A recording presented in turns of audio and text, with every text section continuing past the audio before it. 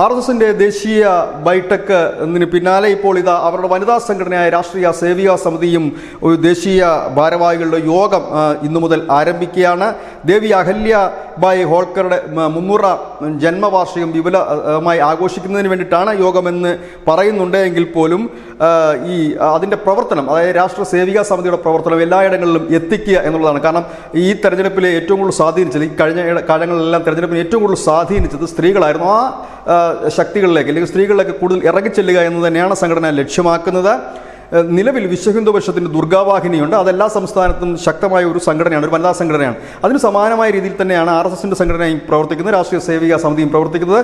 കൂടുതൽ ഇടങ്ങളിലേക്ക് പ്രവർത്തനം വ്യാപിപ്പിക്കുക, രാഷ്ട്രമാണ് പരമപ്രധാനമെന്ന മുദ്രാവാക്യം എല്ലാവരിലേക്കും എത്തിക്കുക. 2025 RSSന്റെ 100ാം വാർഷികം ആഘോഷിക്കുന്ന വേളയിൽ രാജ്യമെമ്പാടും രാഷ്ട്രീയ സേവികാ സമിതിയുടെ യൂണിറ്റുകൾ ഉണ്ടാകും എന്ന് ദേശീയ കമ്മ്യൂണിക്കേഷൻ വിഭാഗം മേധാവി സുനില സോവാനി അറിയിച്ചു. News desk.